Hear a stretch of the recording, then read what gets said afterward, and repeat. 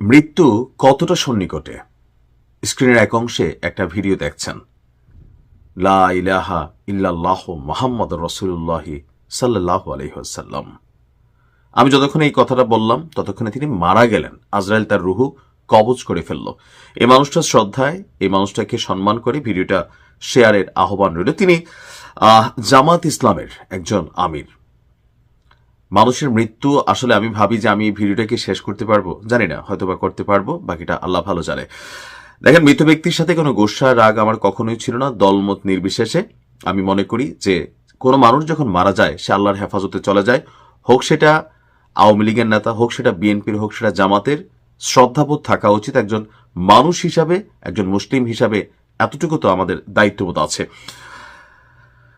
এই বক্তব্যটা ঠিক আগ মুহূর্তে, মানে ঠিক মারা যাওয়ার আগ মুহূর্তে যে জ্বালাময়ী বক্তব্য দিছিলেন, সেই জ্বালাময়ী বক্তব্য দিয়া নিজেই আসলে মৃত্যুর কোলে ঢলে পড়লেন।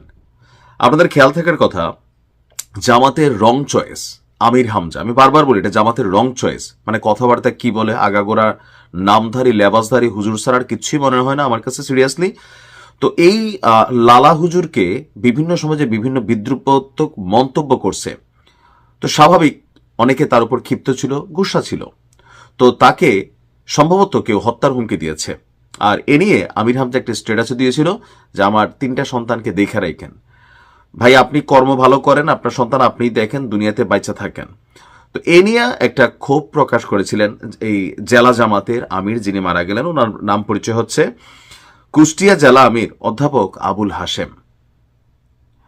দর্শক, মুফতি আমির হামজাকে হত্যার হুমকির প্রতিবাদকালে অসুস্থ হয়ে মৃত্যুর কোলে ঢলে পড়ল আপনার জেলা আমির অধ্যাপক আবুল হাশেম। আমির হামজা বাইচা আছে, তিনি উল্টা মারা গেলেন।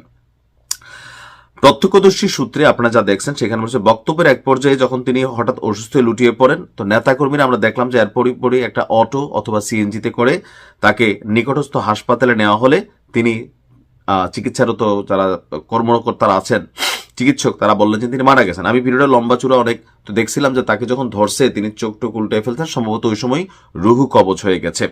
তো এখন মৃত্যুর কারণ কি এ নিয়ে একটু ইনভেস্টিগেশন চলছে।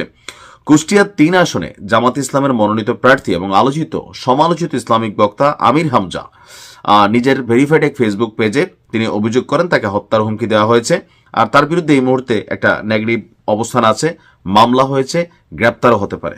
তো আমার ভিডিওটা আমির হামজার উদ্দেশ্যেও না, যিনি মারা গেলেন, জাস্ট হচ্ছে আপনাদেরকে দেখাইতে চাইলাম যে এই যে ক্ষমতা, এই যে টাকা পয়সা, গাড়ি, সম্পদ, তারপর হচ্ছে যে এই যে আমরা রাষ্ট্র ক্ষমতায় যাব। দেখেন, শেখ হাসিনা বাংলাদেশ থেকে যাবার পর অনেক মানুষ এই দেশে মরে যাচ্ছে, এমনি মরতেছে, ওইভাবে মরতেছে। তবে যারা ক্ষমতায় যাওয়ার জন্য খুব আশা আকাঙ্ক্ষা নিয়ে বসেছিলেন, ক্ষমতায় যাবার আগেই তারা কিন্তু মরে যাচ্ছে। কখনো আমাদের হাতে, কখনো পলিটিক্যাল ইস্যুতে, কখনো বা দুর্বৃত্তদের বিভিন্ন কারণে। আর ন্যাচারাল মৃত্যু তো আছে। এই ভিডিও থেকে শিক্ষণীয় হওয়া এটাই দরকার যে আসলে মৃত্যু হয়তো আমার পিছনে দাঁড়িয়ে আছে। আমি জানি না, আমি আগামীকে ভাবছি, কাকে লুট করব, ক্ষমতায় গিয়ে কি করব, কিভাবে ধান্দা করব। তো একটু সচেতন হন, একটু ভয় পান।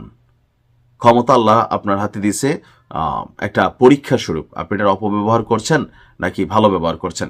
আবার ওনার মৃত্যুতে আপনি কমেন্ট সেকশনে দেখবেন যে আগে আওয়ামী লীগের কোনো নেতা মারা গেলে বিএনপি বা জামাত গণহারে আলহামদুলিল্লাহ লিখত। তো এই জেলা আমিরের মৃত্যুতেও সবাই গণহারে আলহামদুলিল্লাহ লিখতেছে। এরা কারা? অবশ্যই আওয়ামী লীগ বা ছাত্রলীগ যুবলীগের নেতাকর্মীরা, যারা দীর্ঘদিন দেখেছে যে তাদের কোনো নেতার মৃত্যু হলে আপনি আলহামদুলিল্লাহ বলছেন। এই যে আপনি মুসলিম, আপনি দাবি করেন, তা আজকে যারা লিখতেছে তারাও মুসলিম, তারাও দাবি করে। আদৌ কি মুসলিমের কোনো গুণাবলী আছে? পবিত্র কোরআন হাদিসের নির্দেশনা কি?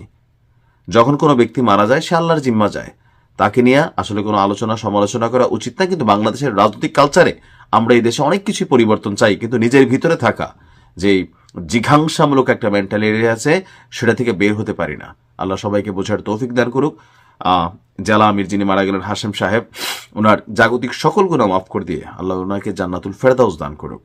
আমিন। আসসালামু আলাইকুম।